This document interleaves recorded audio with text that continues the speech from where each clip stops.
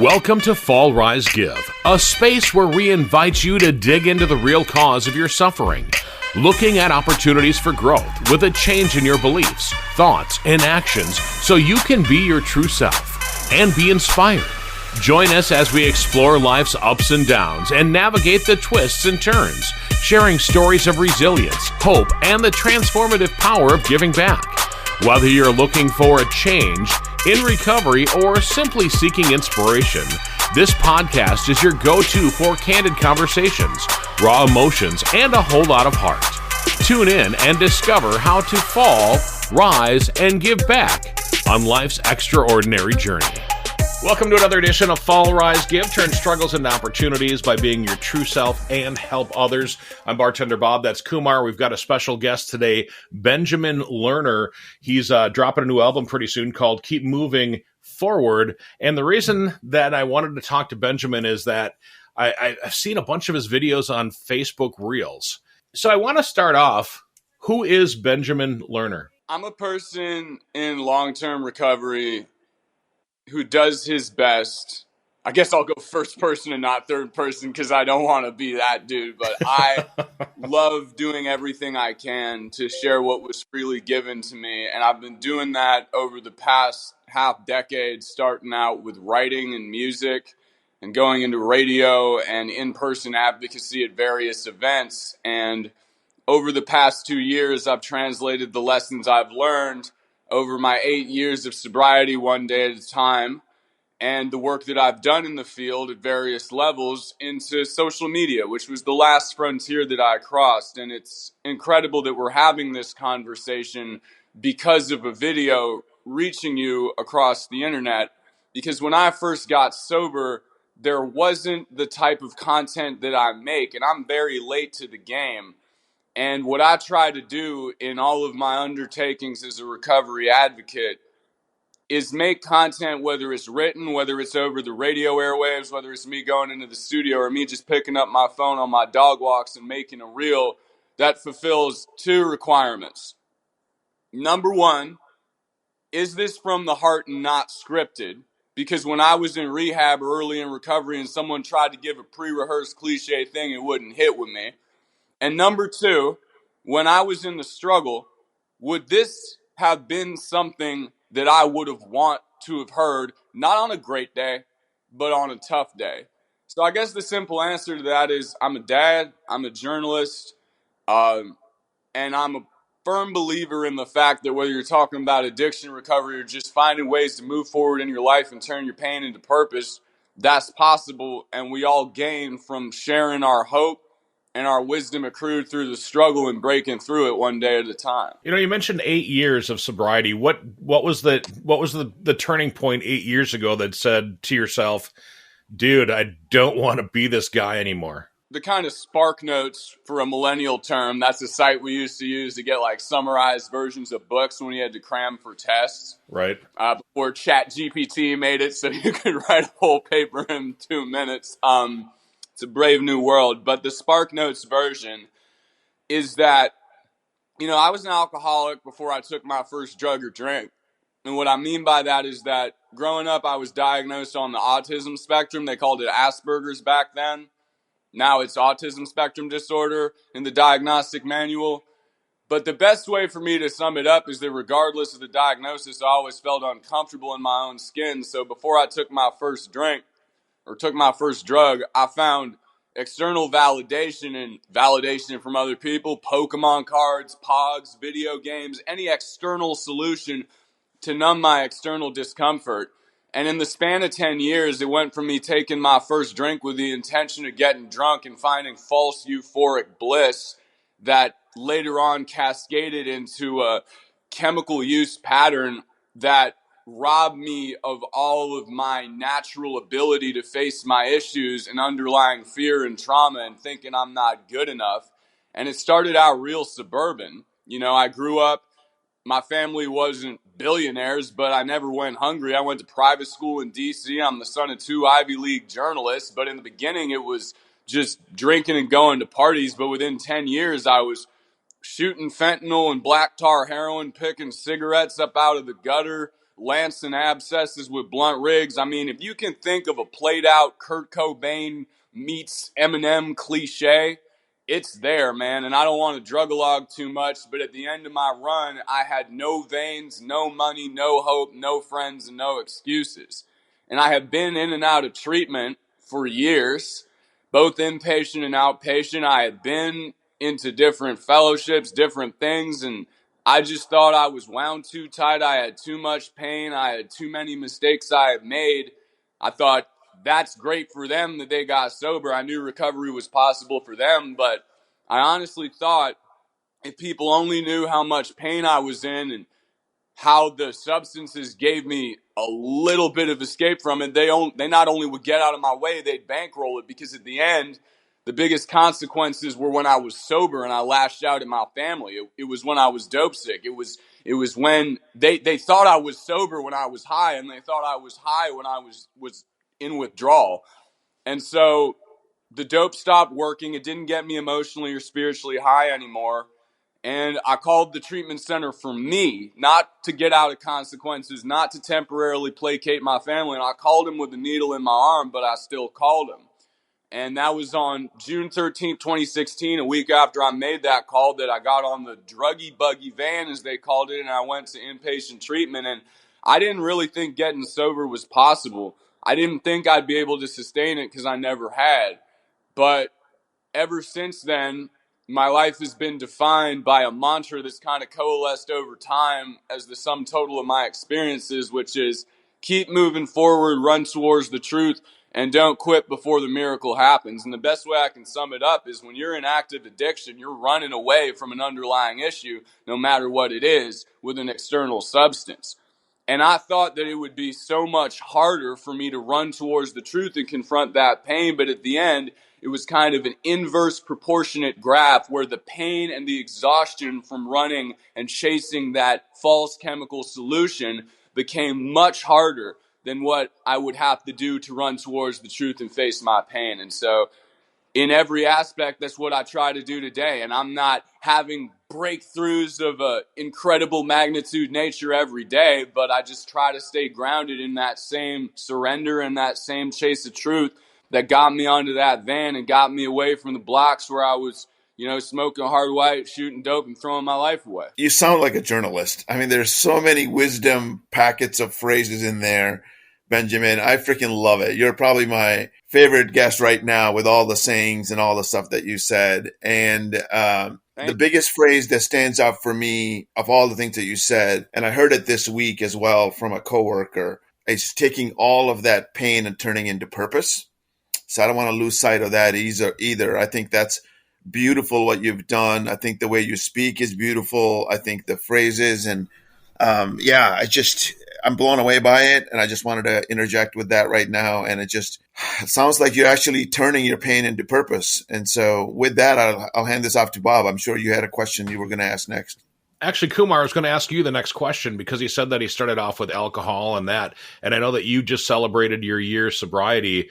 Was there a point in your early or even when you were younger that you wanted to turn to drugs in addition to the alcohol? So 14 months now. No, man. The thing that stinks out with me is, I'm kind of what I call myself when we've used this to describe our purpose I'm like a mainstream drunk, right? I never did heroin. I never did. I barely smoked pot, a little bit here and there in college and after. I just drank to get drunk for parties and social stuff until COVID, when I started drinking every day. But I was still running from pain. I was still trying to get drunk after work, to run away from pain and the stress and all of that stuff. And as I say it, I was living a numb life. I wasn't living. I was basically just surviving, going to work, taking care of the kids and the family. But I was dead spiritually, emotionally. I was defunct of any sort of a purpose. I had pain and I was drowning my pain through alcohol. And so for me, no drugs or no hardcore stuff. But I think that's the range of people that we talk to here, right? From talking to as far as customers, in the sense that listeners, is that, there's a lot more people in my world that don't even think they have a problem, but have a problem. They're still suffering from pain. And there's amazing stories of hardcore alcoholics and drug users like Benjamin who have recovered and are doing amazing things. And they're the ones that are inspiring us to live a better life because they've come from so far and so down and they have all this wisdom. And so for me, it's a range of things. And I think it's a blessing to be part of, what we call the attitude adjustment program. But there's a range of people out there. Some people get 3 DUIs, 4 DUIs. Some people get 0. But the big thing is we're all living a numb life. If you're using drugs or alcohol, you're not living a life of your purpose. You're basically dead already. And you can keep going down that path, live in the matrix, as they call it, or you can step out of the matrix and live a sober, clean life. And I think the biggest thing the matrix gets us is through alcohol. So or drugs, to live out your pain. So anyway, that's my 2 cents. Benjamin, I wanted to ask something. He brought up a good point with COVID that a lot of our past guests ramped up during COVID, and you're celebrating 8 years of sobriety. How was dealing with COVID and the whole world shutting down, and you're there trying to deal with this? COVID exposed a lot of aspects of my addictive personality transferring that I wasn't aware of. I got sober in June 2016, and at the time that I got sober, and this is why I'm so amazed at people who either bottom out or, relapse and then get back on. At peak COVID, where stuff across the country was shut down, is that, and y'all gotta forgive the phone beeping at my magazine office job in the back, it'll be done in a sec. But what ended up happening is that I was so incredibly trapped in my perception of what recovery meant based on external circumstances. Because in early recovery, my recovery was not just rehab, and I don't get fellowship specific, but we can just call it recovery groups and things that involved other people, things that involved good things. Like I got a job as a busboy, then a waiter, then a bartender. And then at the same time, I started going back to school to be a drug counselor. And I didn't end up finishing that degree, but I worked at a treatment center. There were all these things. And then 2.5 years in, I got the opportunity of a lifetime because I'm a lifelong musician, but I had kind of put that to the side to put my recovery first. But I linked up with this guy who owns a studio and all these cultural magazines up here. And I started working with him on my debut album. And he's a doctor and a Broadway producer. I know that's a strange combo, but I was a musician and an addict in recovery. And he had experience dealing with the opioid epidemic on a hospital level through his work as a physician and his philanthropy as a business owner. So blah, blah, blah. We start working together. I move up here to Vermont. And I have this life beyond my wildest dreams at the end of 2019 where the album's about to be released. We've been going around speaking at all these places. I've started working as a journalist. Thank you for saying that, Kumar. That is my day job. I work as a cultural magazine journalist, and I never thought that would be possible in active addiction either. And I'm going to all these statewide recovery groups. I'm meeting commissioners of health and lieutenant governor, blah, blah, blah. And then one day, it's like, tour's canceled. The album's just been released in early 2020. Magazine job is hanging by a thread. And all of the girls that I'm dating on and off on Tinder before I met, the love of my life and the mom of my kids, several months later, they all fall off because the whole world's in chaos. And all of my in-person recovery groups go away. All of the support systems that I have, both in terms of propping up my ego and propping up my identity as a person in recovery, as a journalist, I come to find out that it's all outside. And I'm gonna be real. I wanted to drink, I wanted to use. And I'm gonna be even more real and say that although I did not drink, I got so in my room and so introverted and so obsessed with looking on the news about the stock market crashes and everything that was going on that I bought $300 worth of liquor from a Walmart and I stashed it at my house. And it was like, if the world really goes crazy, I'm going to go crazy too. And it took a lot of courage for me to get over my own BS, call a sober friend of mine, and we threw it out together. I gave some away to some friends, and in doing that, I had to give away my primary reservation in being in recovery was like, okay, I know how to stay sober when things have the opportunity to be good, when I have the opportunity to work my job, where I'm not separated from people. And addiction is the opposite of connection and vice versa, so that makes sense.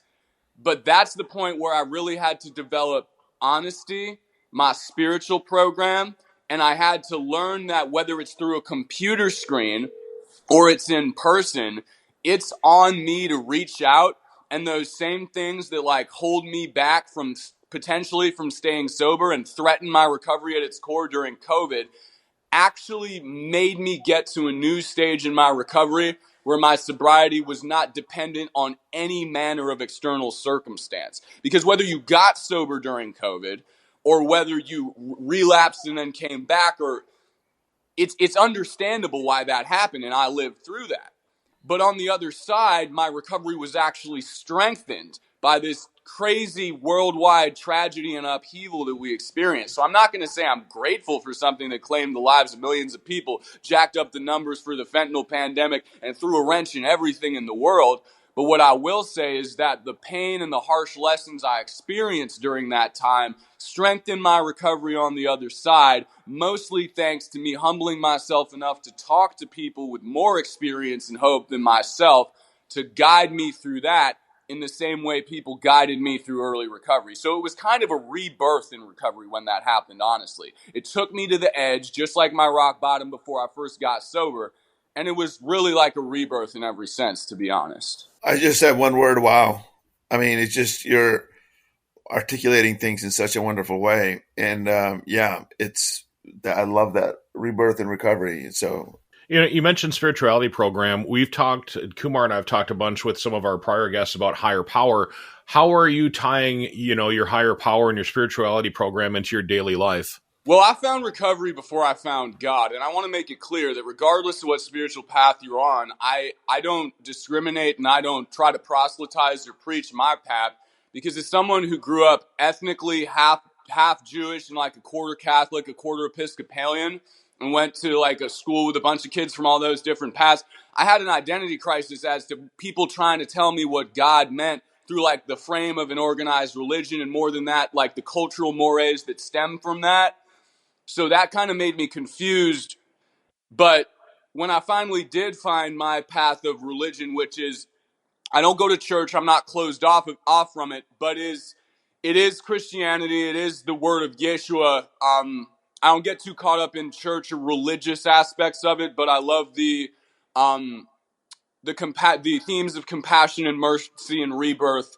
And I think that regardless of whatever path you're on, there's a big difference between interpersonal connection with other people of faith and connection with that higher power, and all of the bureaucratic and like financial and like kind of stigmatization and stratification of like roles within churches. Nothing against it, but that's just not my bag.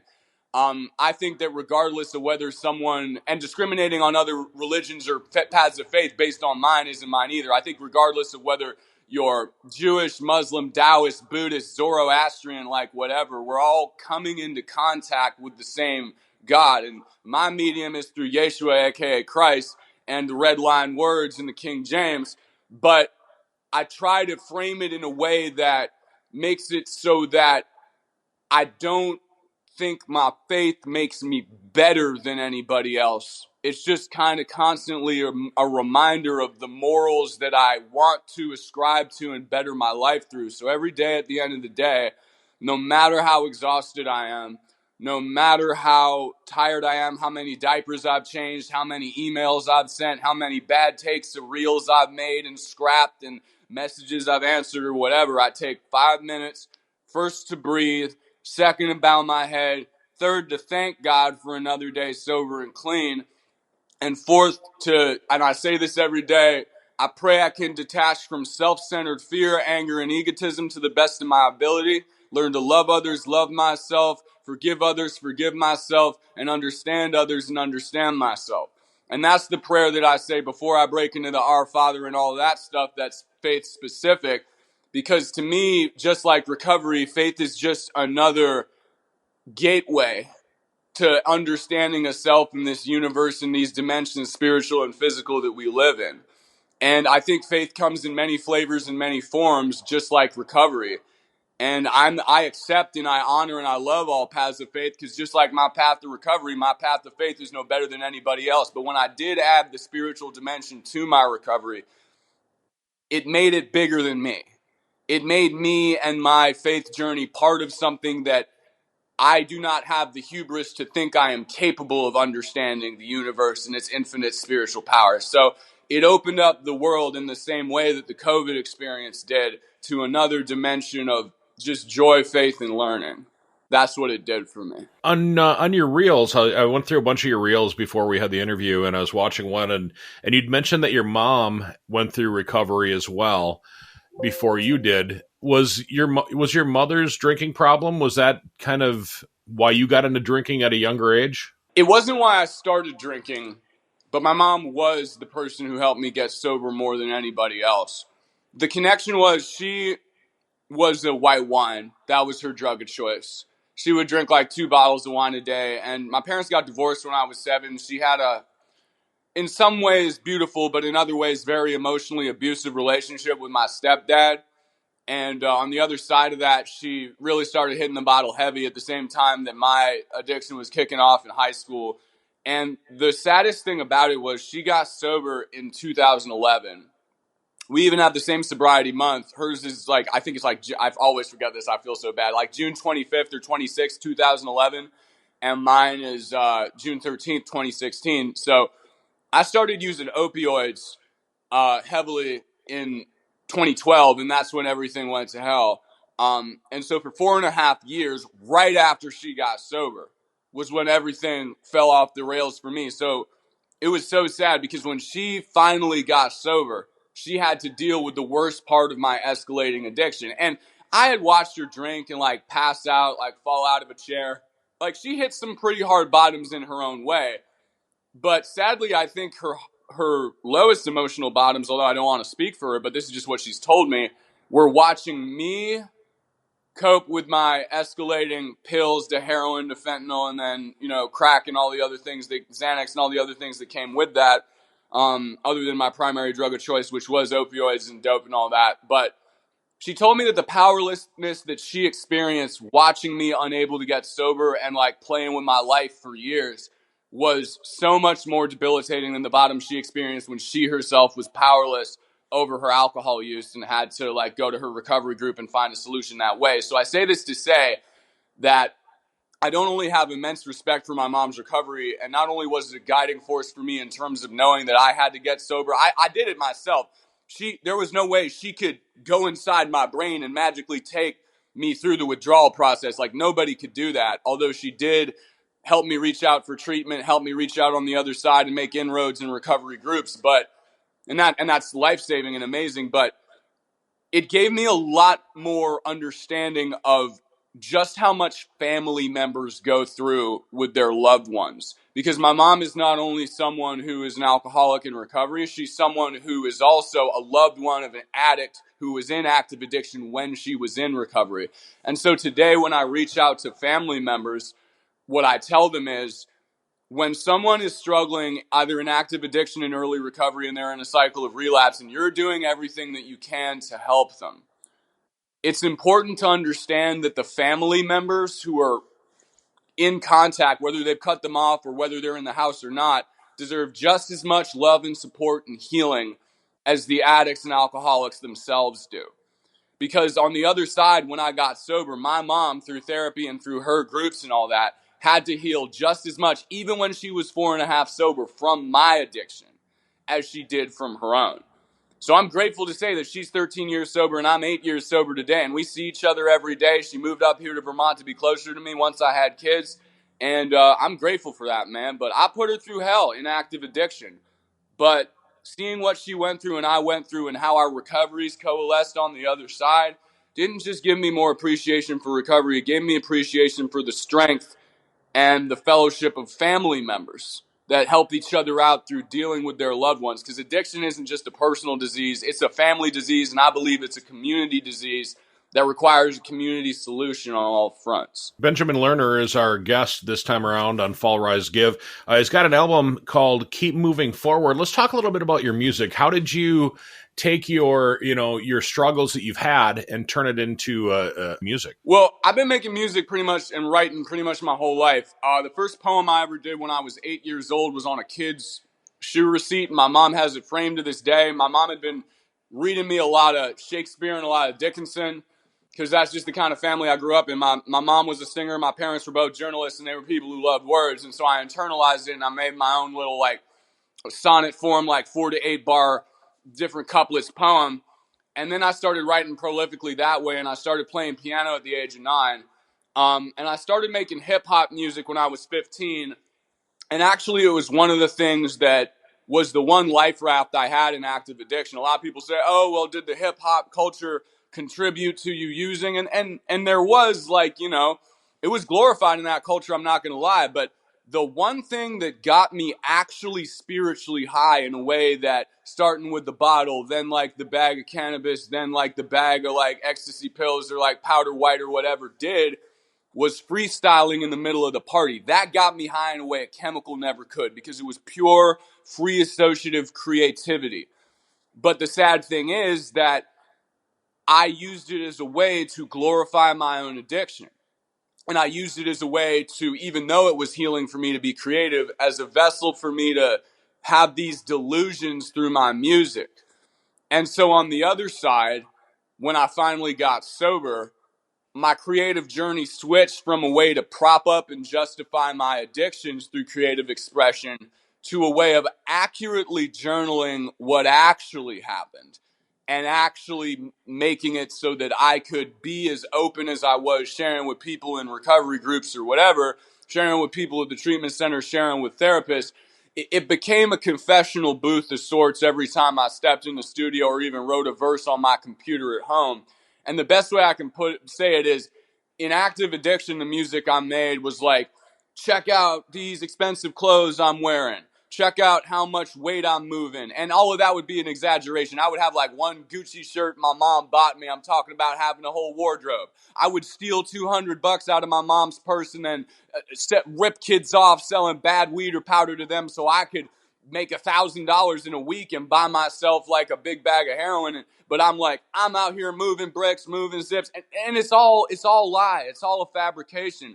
But it wasn't to impress other people as much as it was to convince myself that this was actually the life I'm living, to prop up that illusion. But on the other side, before I'm linked with my manager who owns the studio here and the magazines where I do my work, both the content and the music, and my day job with the journalism with the publications he owns, which came naturally out of our creative partnership, I made a promise to myself that the music that I'd make would be an actually accurate reflection of what I went through. So every verse that I do it's not a celebration of addiction, nor is it a chastising, lambasting thing of, oh, I was a horrible person in active addiction. It's more just like, this is how bad it got. This is what I did within myself and in my life in order to like make it so that I could catalyze this transformation. This is what helped me.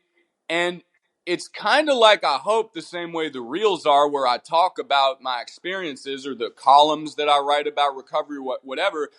It's not really as much about me, although it is my story, as it is an open conversation starter to people who are going through the same thing. Because every time I go live on my primary platform over on Facebook, I say, there is more wisdom contained in the comment section of one reel that gets to a large audience than there is in all of my reels and all of my songs combined.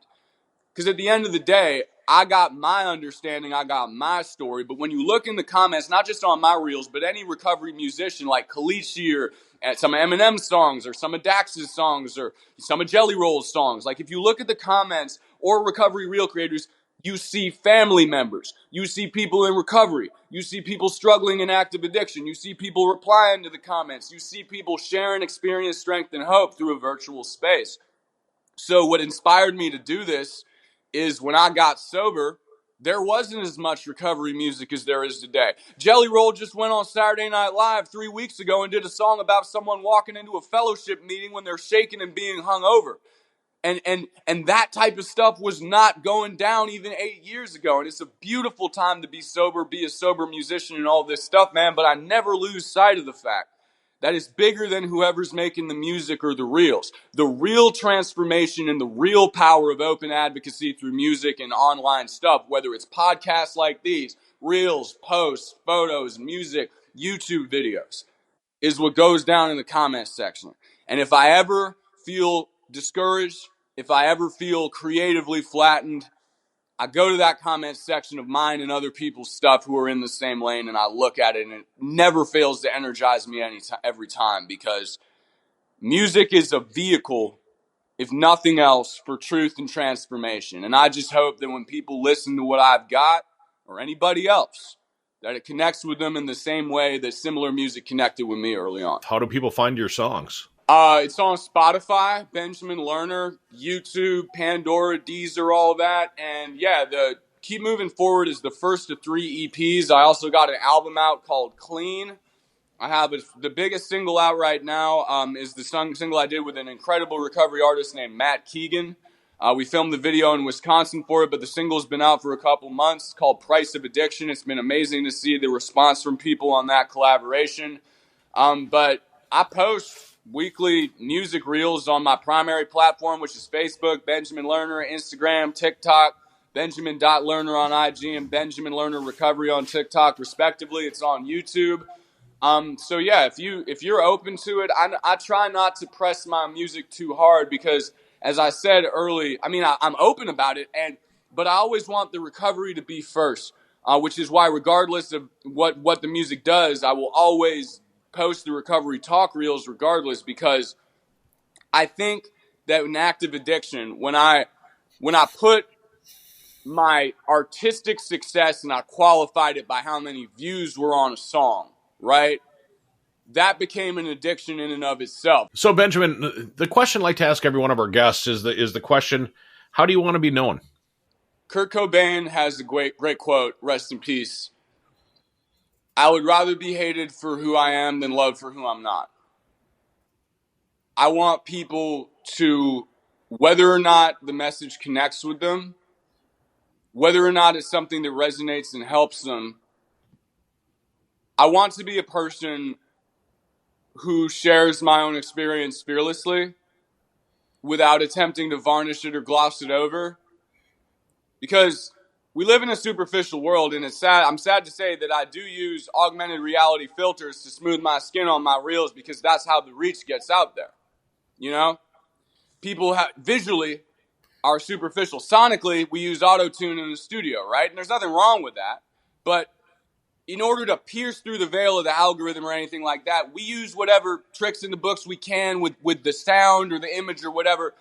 But my goal is that regardless of what tools I employ to get music, messages, whether it's a nice magazine, for example, with a story about recovery, like, you gotta play the game.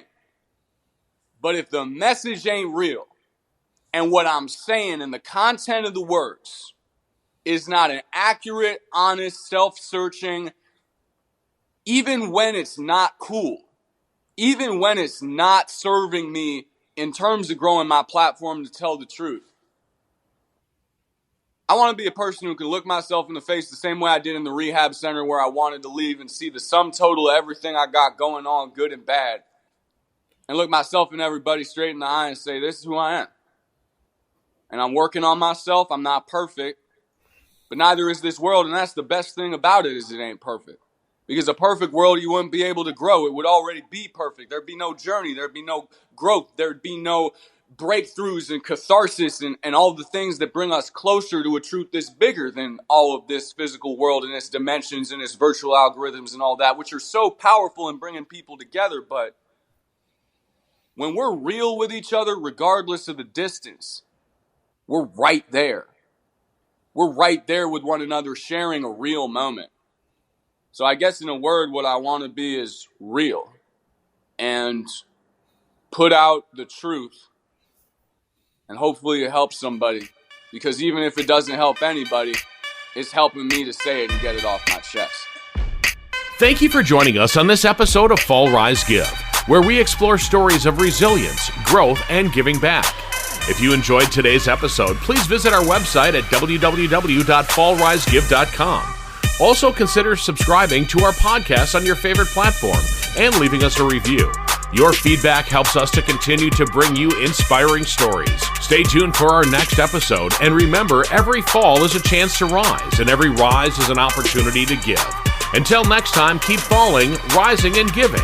This is Fall, Rise, Give, produced by podcastforhire.com. Thank you for listening.